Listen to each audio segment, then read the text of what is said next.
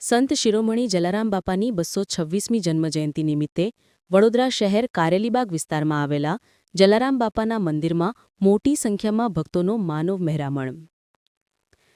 સંત શિરોમણી જલારામ બાપાની 226મી જન્મજયંતિની વડોદરામાં ધામધૂમથી ઉજવણી કરાઈ.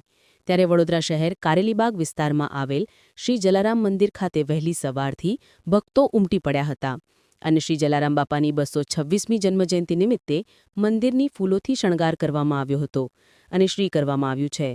જે પૈકી શહેરના કારેલીબાગ વિસ્તારમાં આવેલા મંદિરમાં સવારે 7:30 કલાકે આરતી તેમજ 9 થી 11 દરમિયાન પાદુકા પૂજન, 11:30 વાગે મહાઆરતી કરવામાં આવી હતી. સાથે ભંડારાનું આયોજન કરવામાં આવ્યું હતું.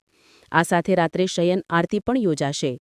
મંદિરમાં મોટી સંખ્યામાં અંદાજે 25,000થી વધુ ભક્તો દર્શનનો લાભ લે તેવું આયોજન કરવામાં આવ્યું છે. વહેલી સવારથી જ દર્શનાર્થીઓની લાઈનો મંદિરે જોવા મળે છે.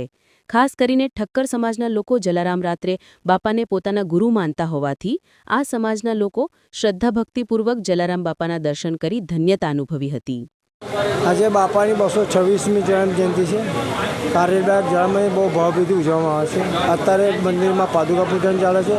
ત્યાર પછી 226 દિવસે મહાઆરતી થશે અને સાંજે 6:30 કલાકે 226 દિવસે મહાઆરતી થશે. રાત્રે 12 વાગ્યા સામી આરતી કરીને મંદિર બંધ કરશે. અત્યારે ભંડારો ચાલુ થઈ ગયો છે. બ્રહ્મ છાત્રાલયમાં દરેક ભક્તને પ્રસાદ લેવા હાર્દિક આમંત્રણ છે.